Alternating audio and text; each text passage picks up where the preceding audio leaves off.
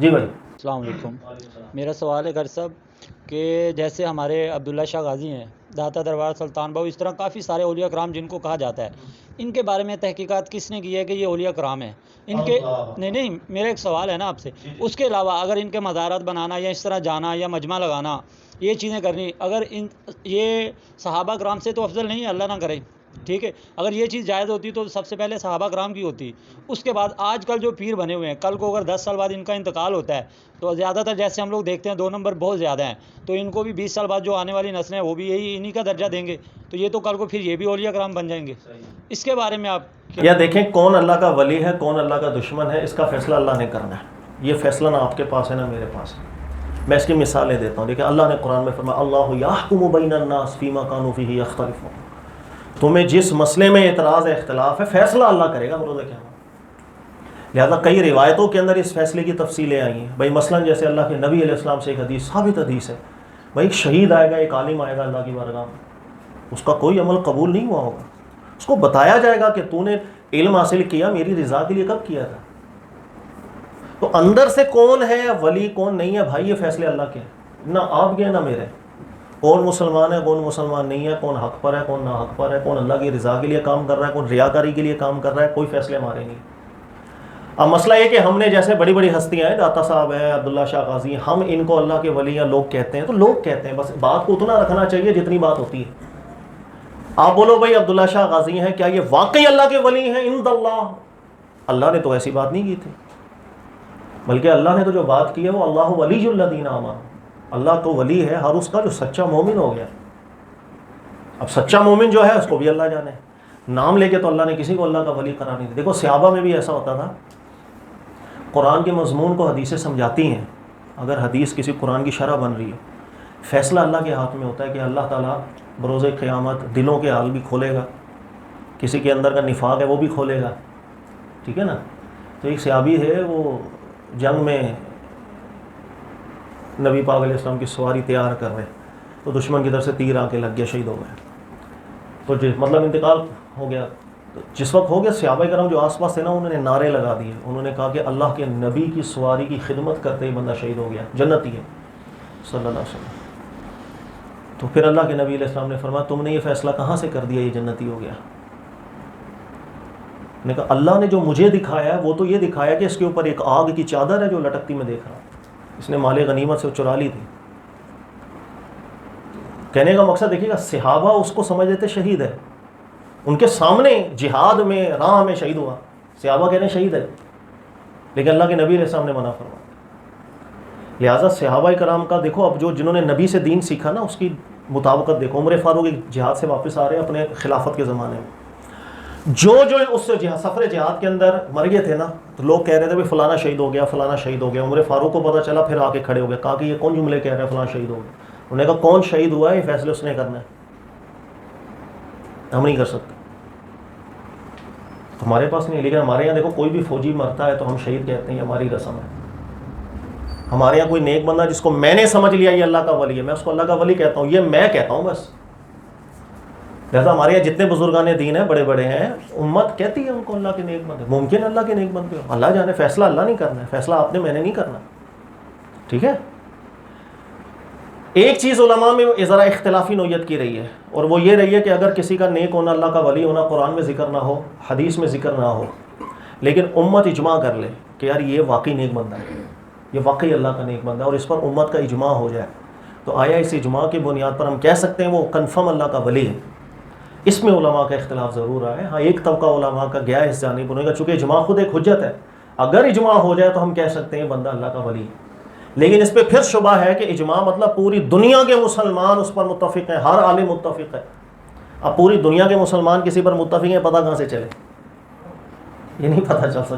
اس لیے ایک نفس مسئلہ ہے، اس سے زیادہ نہیں. دیکھیے گا شیخ عبد القادر جیلانی ہمارے یہاں مشہور ہے، وہ ہر ولی سے افضل ہے. ہمارے یہاں کہا جاتا ہے نا شیخ عبد القادر جیلانی ہر ولی سے افضل ہے، یہاں تک کہ وہ نعتوں میں، نظموں میں ان کو ولیوں کا سردار کہا جاتا ہے. کہتے ہیں. اچھا اب سوال یہ ہے کہ اللہ نے قرآن میں بیان کیا کہ وہ سب سے افضل ہے، ہم بولیں گے نہیں. حدیث میں اللہ کے نبی علیہ السلام سے کوئی چیز ثابت ہے، ہم کہیں گے نہیں. یہ لوگوں کا اپنا ایک گمان ہے، ایک حسن ظن ہے، بس اس سے زیادہ کچھ نہیں. لہٰذا میں اس کے آپ کو 2 حوالے بھی دیتا ہوں. دیکھیے گا شیخ الاسلام ابن تیمیہ صاحب بڑے عالم دین گزرے ہیں، کوئی شک نہیں اس میں. آج کل لوگ انہیں بھی بد مذہبی کہتے ہیں، نہ جانے کیا پڑھ کے کہتے ہیں. وہ بڑا عالم دین گزرا ہے. ان سے بھی ایک جگہ سوال ہوا تھا کہ ہمارے یہاں لوگ کہتے ہیں شیخ عبد القادر جیلانی سب سے افضل ہے. تو انہوں نے سیدھی بات انہوں نے کہا دیکھیں کہ انسان کسی سے محبت کرتا ہے نا، اس محبت میں پھر مبالغے کر دیتا ہے. تو ان کے جو محبین ہیں انہوں نے مبالغے کیے ہیں اور کچھ نہیں ہے، ورنہ قرآن میں یا سنت میں ایسی کوئی بات نہیں تھی. یہاں تک کہ صحابہ کرام پتہ کیا کر رہے ہیں، یہ بھی بخاری کی ایک روایت ہے. صحابہ کہتے تھے کہ ہمارے سامنے جب کبھی ڈسکشن ہوتی تھی کہ سب سے افضل کون ہے، تو ہمارے پاس کچھ دلائل ایسے تھے جس بنیاد پر ہم کہتے تھے ابو بکر افضل لگتے ہیں، عمر فاروق افضل لگتے ہیں، عثمان افضل لگتے ہیں. اس کے بعد کسی صحابی میں سے ہم کسی کو کسی پر افضل کہہ ہی نہیں سکتے، کیونکہ کون اللہ کی بارگاہ میں افضل ہے، نہ آپ کو پتا نہ مجھے پتا. اور امام مالک رحمۃ اللہ علیہ، یہ بات ذہن میں رکھو، امام مالک کے نزدیک یہ جو حدیث میں نے بخاری کی بتائی ہے بالکل ثابت حدیث نہیں ہے. انہوں نے کہا کسی صحابی سے جتنے لوگ گزرے ہیں صحابہ کی صحبت لینے والے، ہر ایک صحابی یہی بولا کرتا تھا کون افضل ہے اللہ جانے. یہاں تک کہ امام مالک بھی کہتے تھے ابو بکر صدیق سب سے افضل ہے کہ اللہ جانے، عمر فاروق افضل اللہ جانے، پھر عثمان افضل ہے اللہ جانے. کہا کہ کہاں اللہ کے نبی علیہ السلام نے سیدھا ارشاد فرمایا کہ سب سے افضل میری امت میں ابو بکر سے. ہاں کچھ روایتوں سے استدلال ہے، وہ روایتیں قبول ہی نہیں تھی امام مالک کو. انہیں کہیں کون ہے راوی اٹھ کے کہتا ہے فلاں سے میں نے سنا، وہ کہتے ہیں ابو بکر کو صحابہ افضل جانتے تھے. مدینے میں سارے صحابہ کی صحبت لے کے جو آج تک آ رہے ہیں سب کے نزدیک صحابہ ایسا تو نہیں کہتے تھے، صحابہ کہتے ہیں اللہ جانے کون افضل ہے سب سے. تو امام مالک کا موقف رہا ہے. ہمارے یہاں دیکھو یہ کہا جاتا ہے کہ اہل سنت علماء کا اجماع ہے کہ سب سے افضل ابو بکر ہے. یہ جملہ سمجھنے میں غلطی ہوتی ہے. یہ درست جملہ یہ ہے کہ اہل سنت علماء میں سے جس نے اس موضوع پر قلم اٹھایا تو اس اہل سنت عالم کا نظریہ اسی جانب گیا کہ سب سے افضل ابو بکر ہے. یہ بات کسی نے نہیں کی کہ تمام علماء اہل سنت شروع سے لے کے آخر تک متفق ہیں. امام مالک اتفاق نہیں کرتے تھے، باقیوں کو کیا کہ اجماع کہاں سے ہوا؟ بھائی امام مالک مدینہ کا اتنا بڑا ہے، وہ نہیں اتفاق کرتا تھا. کہا کہ نہیں صحابہ کرام کی باری ہے، اللہ پہ چھوڑو کون افضل ہے کون نہیں. یہ صحابہ کی بات کر رہا ہوں. اس کے بعد اچھا اللہ کے نبی علیہ السلام کی دیکھیں حدیث. اللہ کے نبی علیہ السلام فرماتے تھے کہ ایک بخاری کی حدیث ہے بڑی پیاری کہ ایک مسلمان ہے اور ایک یہودی، ان کے آپس میں لڑائی ہو گئی. تو مسلمان نے اس کو تھپڑ بھی مار دیا. یہ کیس اللہ کے نبی علیہ السلام کے پاس آیا.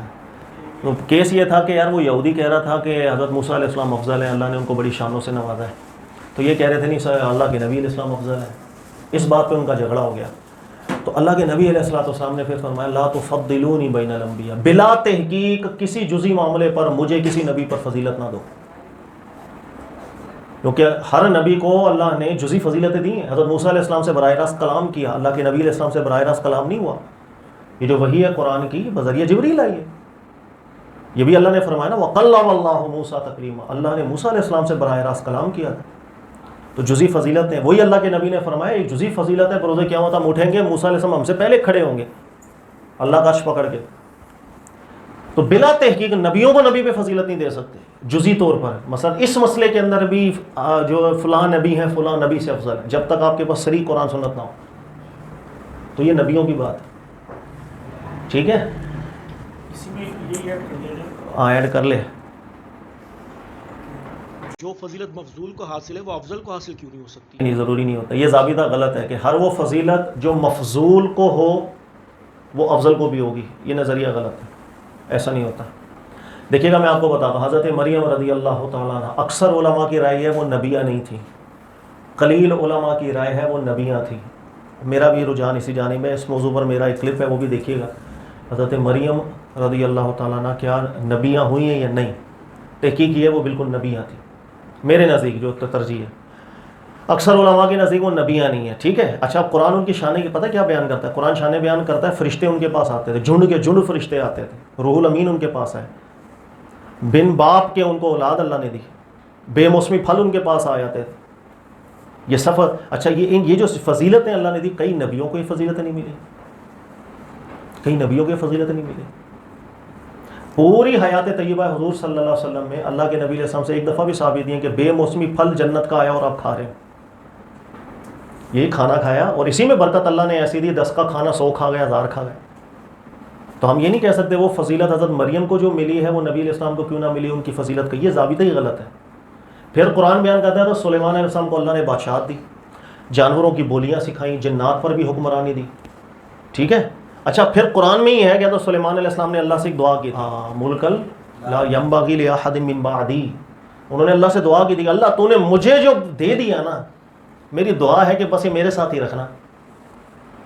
لہذا سلیمان علیہ السلام کو اللہ نے جو طاقتیں دی تھی اس کے بعد کسی نبی کو نہ ملی. یہاں تک کہ رسول اللہ صلی اللہ علیہ وسلم نے بھی ایک دفعہ ایک جن کو پکڑ لیا، یہ بخاری کی روایت، اور اس کو اظہار فرمایا کہ ہم صحابہ کو دکھائیں، لیکن پھر چھوڑ دیا.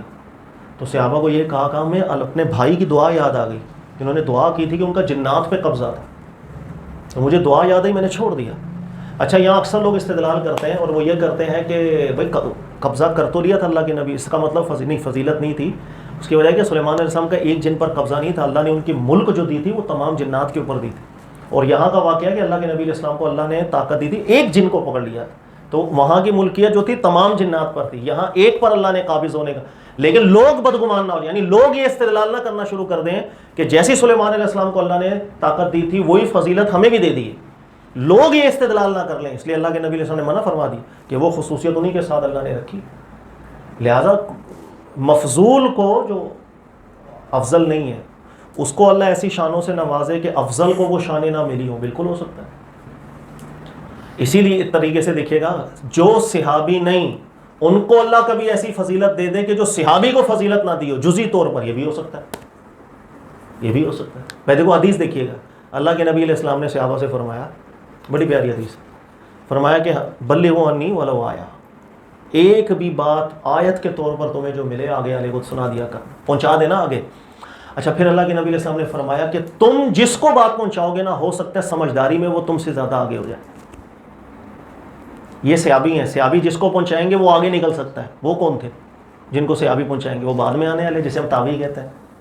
تو خود اللہ کے نبی علیہ السلام جزئی فضیلت بیان کر رہے ہیں کہ صحابہ بھی جنہوں نے براہ راست ہم سے سنا، وہ بھی ممکن ہے کہ آگے کسی کو بات سنائے تو اس کو اللہ نے وہ فضیلت دے دی ہو، دماغ، عقل، شعور، تدبر، فہم کا، کہ وہ نقطہ نکال لے جو صحابی بھی نہ سمجھ سکے.